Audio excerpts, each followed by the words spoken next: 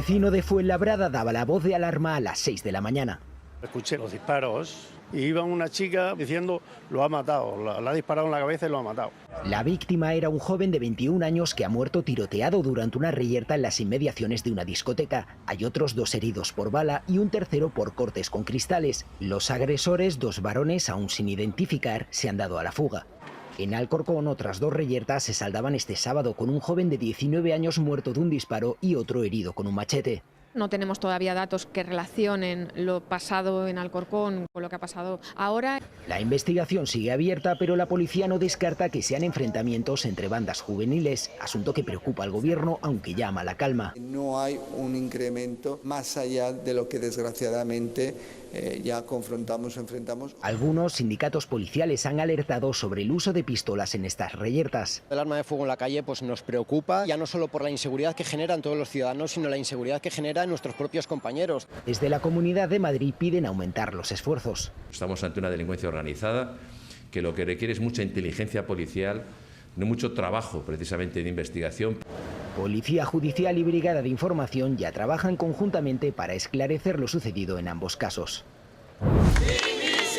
Es la plataforma de víctimas del accidente del tren Alvia que hoy ha pedido la dimisión de Ana Pastor, entonces ministra de Fomento y actual vicepresidenta segunda de la Cámara. Acusan a Pastor de presionar, dicen, a la Comisión Europea para no publicar un informe que cuestionaba la independencia de la investigación oficial. En el accidente, que ocurrió, recuerden, en 2013, murieron 81 pasajeros y 140 resultaron heridos. El miércoles arranca el juicio. Los sindicatos UGT y comisiones obreras aceptan la propuesta del Gobierno para subir el sueldo de los funcionarios hasta un 9,5% entre 2022 y 2024.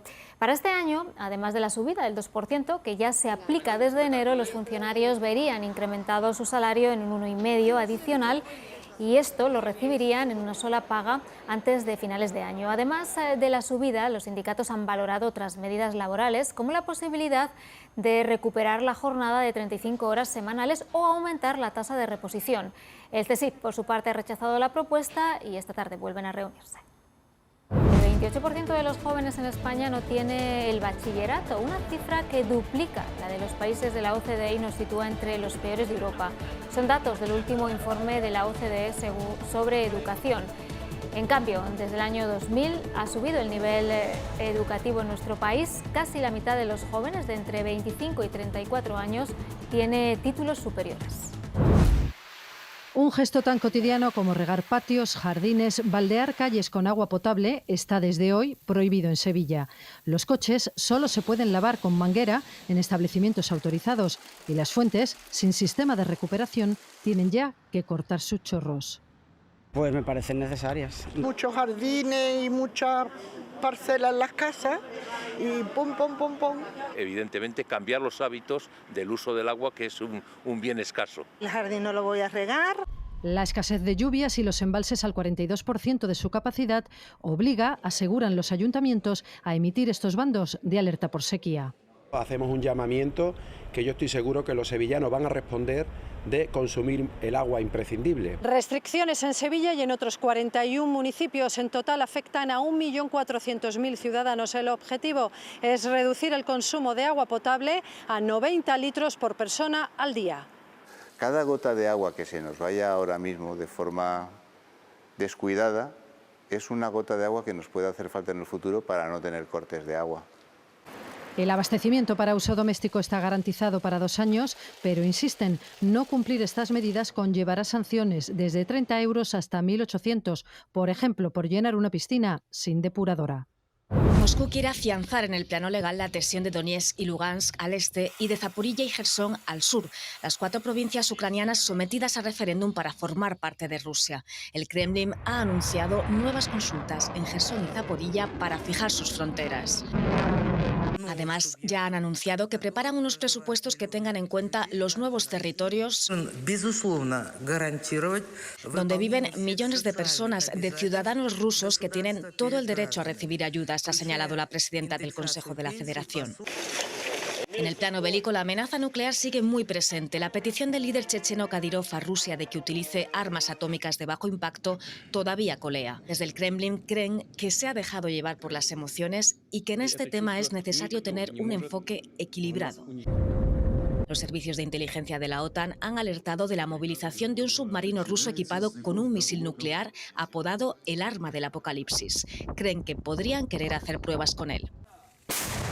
Y ya sobre el terreno, Ucrania no da por perdidas las regiones incorporadas por Rusia y sigue recuperando territorios en Donetsk y Gerson. Ciudades irreconocibles, barrios anegados y miles de casas destruidas son solo algunos de los muchos destrozos que ha dejado a su paso el huracán Ian por Florida. 5 días después, los afectados se enfrentan a la dura tarea de reconstruir sus casas, muchos de ellos sin electricidad y agua potable. Según las autoridades locales y estatales, el número de víctimas mortales asciende ya a 80. Se estima que tras la llegada del ciclón, más de 1.600 personas han tenido que ser rescatadas.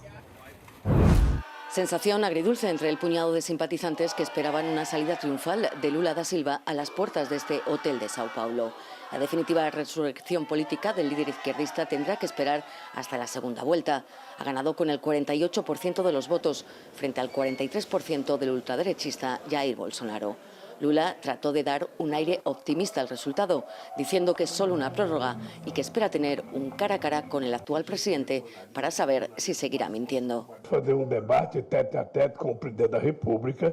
Jarro de agua fría entre sus seguidores que no pierden la esperanza. Y a gente espera que o Lula gane no segundo turno. Pero también rabia y decepción al descubrir que una parte de los brasileños aplaude los discursos fascistas, dicen, y olvida a los miles de muertos de la pandemia.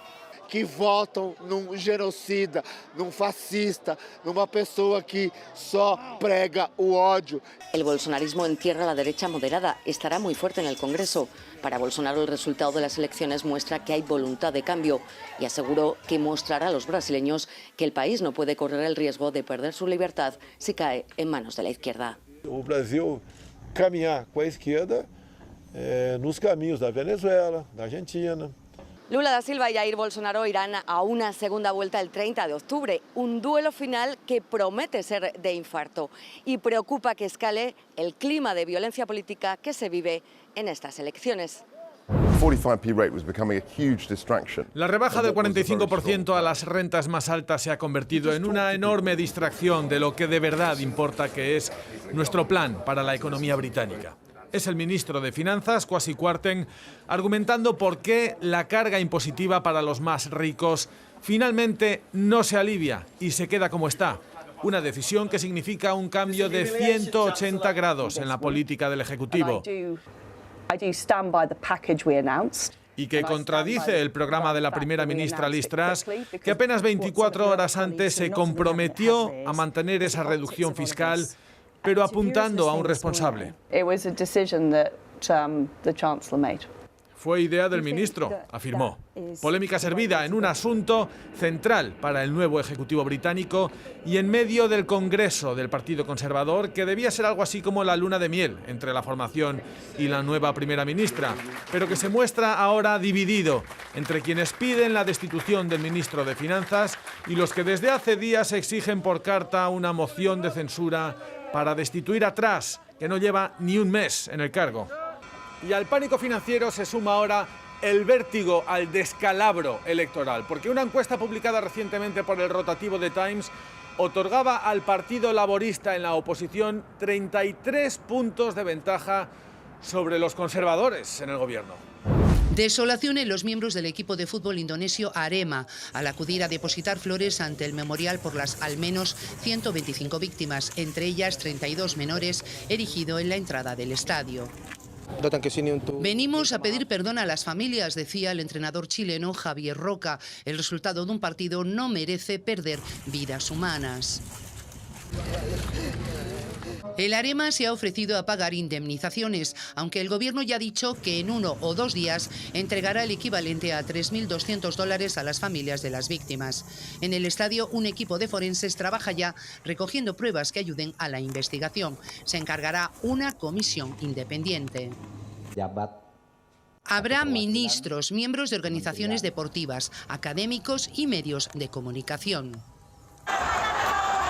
De momento, bajo lupa, 18 policías que lanzaron gases lacrimógenos en el interior del estadio, algo prohibido por la FIFA. Trataban de evitar que más hinchas del Arema saltaran al campo, enfadados por la derrota, pero provocaron una estampida mortal. El equipo tuvo que refugiarse en los vestuarios durante horas, a donde también se llevaron heridos. La investigación deberá comprobar si se vendieron 4.000 entradas más de lo debido y si varias salidas de emergencia estaban bloqueadas.